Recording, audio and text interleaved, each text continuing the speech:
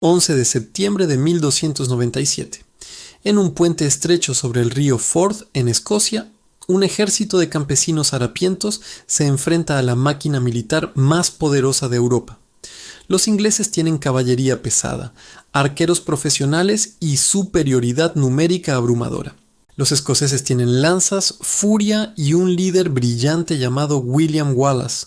En las próximas horas, este desconocido caballero menor ejecutará una de las emboscadas más perfectas de la historia medieval. Convertirá un puente en una trampa mortal y transformará la guerra de guerrillas escocesa en una revuelta nacional. Esta es la batalla que creó la leyenda de Braveheart y cambió el destino de Escocia.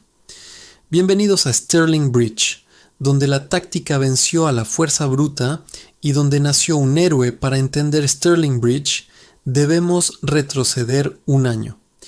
En 1296, el rey Eduardo I de Inglaterra, conocido como el Martillo de los Escoceses, invadió Escocia aprovechando una crisis de sucesión. Eduardo era uno de los reyes más poderosos y despiadados de su época. Alto, fuerte, carismático y absolutamente brutal cuando se trataba de enemigos. La invasión fue devastadora. En la batalla de Dunbar, los ingleses aplastaron al ejército escocés en menos de una hora. El rey escocés John Balliol fue humillado públicamente, forzado a abdicar y enviado a prisión en Inglaterra. Eduardo saqueó Scone y se llevó la piedra del destino, el símbolo sagrado de la monarquía escocesa, a Westminster como trofeo. Escocia dejó de existir como nación independiente. Eduardo instaló gobernadores ingleses, confiscó tierras, impuso leyes inglesas. La nobleza escocesa, en su mayoría, se sometió. Juraron lealtad a Eduardo para mantener sus tierras y títulos. Escocia parecía conquistada, terminada, humillada. Pero Eduardo no entendía a los escoceses. Había subestimado su orgullo, su furia, su negativa a ser esclavizados.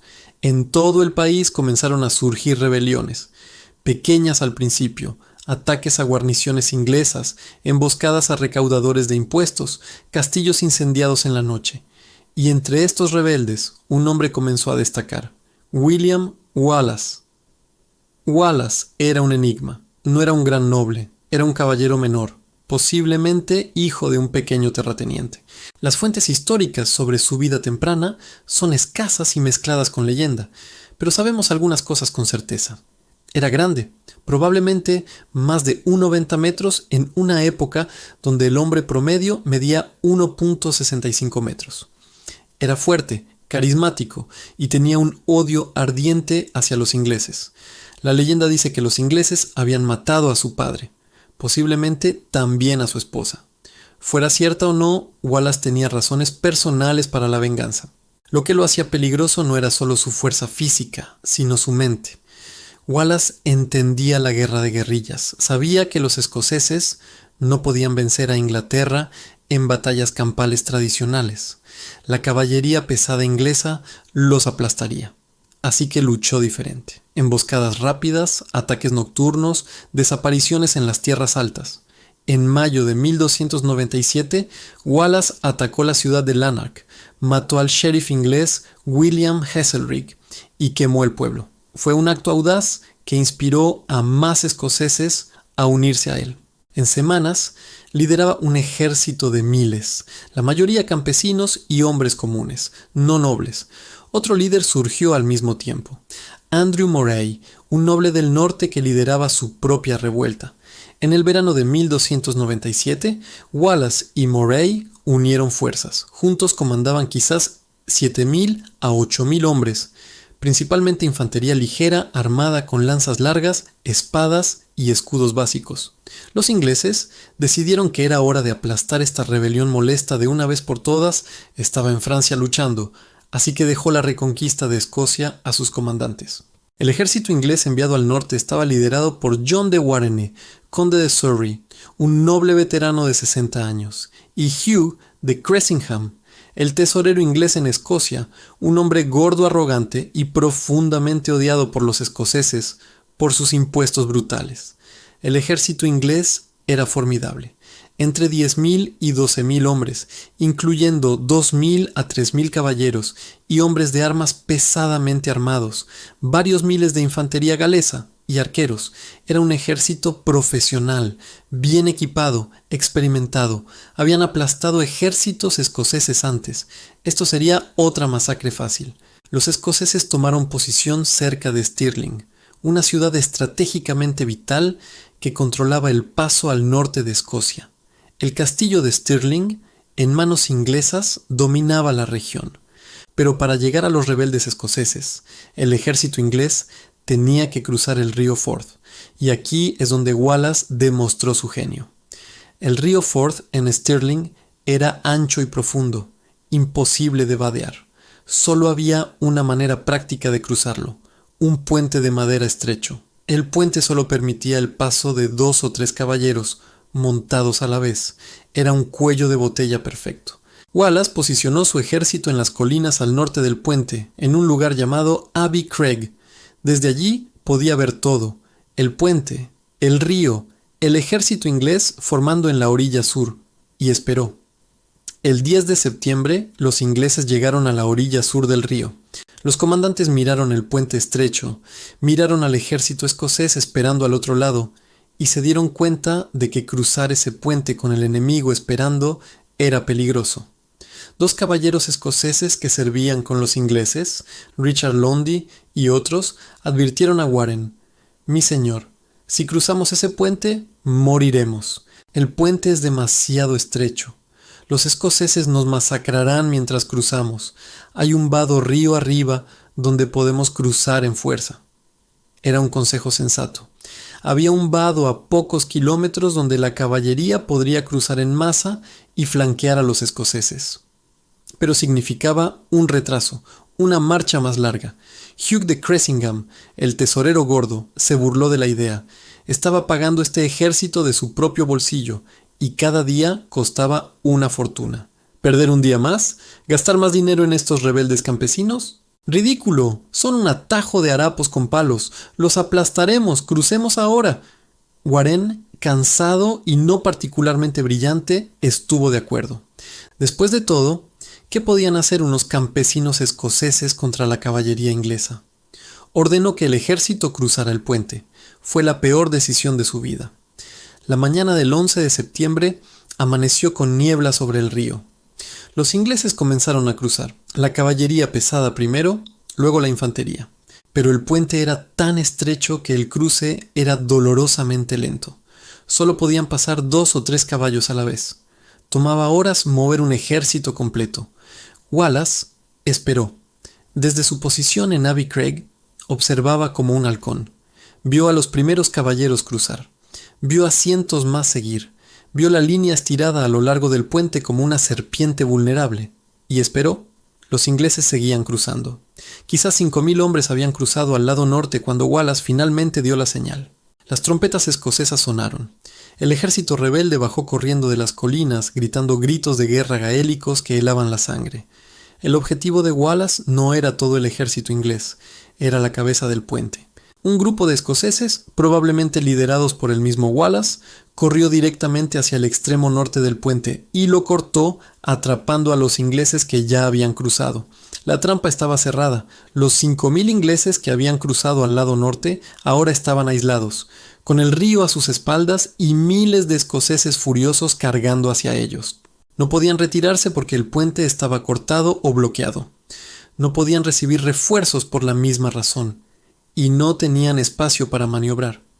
La caballería inglesa intentó cargar, pero el terreno era suave y pantanoso, perfecto para la infantería, pero terrible para los caballos. Los caballeros se atascaban en el barro, y los escoceses habían perfeccionado una táctica devastadora, el muro de lanzas. Los escoceses luchaban en formaciones cerradas llamadas schiltrons, muros de hombres con lanzas largas de 3 a 4 metros apuntando hacia afuera como un erizo gigante. Un caballo no cargará voluntariamente contra un muro de lanzas, y un caballero atrapado en barro, rodeado de lanceros, era carne muerta. Los ingleses fueron masacrados metódicamente. La caballería era derribada, los caballeros arrastrados de sus caballos y apuñalados en las rendijas de sus armaduras. La infantería inglesa intentó resistir, pero estaba superada en número y aterrorizada. De Cressingham, el tesorero gordo y arrogante que había insistido en cruzar, estaba entre los atrapados. Intentó luchar, pero fue rodeado y muerto. Los escoceses, odiándolo tanto, desollaron su cadáver. Del otro lado del río, Warren y el resto del ejército inglés observaban horrorizados. Miles de sus mejores tropas estaban siendo masacradas y no podían hacer nada. Algunos intentaron cruzar el puente para ayudar, pero los escoceses lo controlaban. Era suicidio. La batalla, si se le puede llamar así, duró quizás 2 horas. Fue más una matanza que un combate.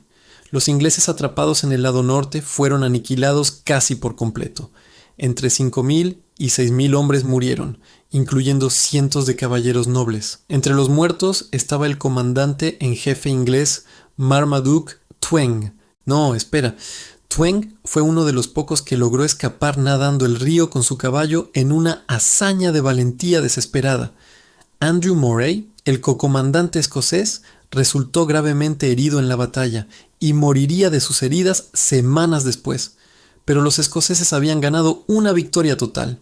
Habían destruido el ejército inglés con pérdidas mínimas propias. Warren, en pánico absoluto, ordenó la retirada, pero estaba tan aterrorizado de que Wallace cruzara el río y lo persiguiera que ordenó quemar el puente para retrasarlo. El ejército inglés huyó hacia el sur en desorden, abandonando sus suministros, su equipaje, todo. Fue una derrota humillante. No persiguió inmediatamente. Primero se ocupó de Stirling Castle, que todavía resistía. El castillo eventualmente se rindió. Luego, Wallace llevó su ejército al sur, invadiendo el norte de Inglaterra en un raid de venganza devastador. Los escoceses saquearon, quemaron y masacraron a través de Northumberland y Cumberland. Era venganza por lo que los ingleses habían hecho a Escocia. Ciudades fueron incendiadas, monasterios saqueados. No fue heroico, fue brutal, pero era guerra medieval. Para Navidad de 1297, William Wallace controlaba casi toda Escocia. Fue nombrado guardián de Escocia, efectivamente el líder del reino en ausencia de un rey. Un caballero menor, un rebelde sin tierras, ahora gobernaba una nación. Pero la historia de Wallace no termina felizmente. Eduardo I estaba furioso.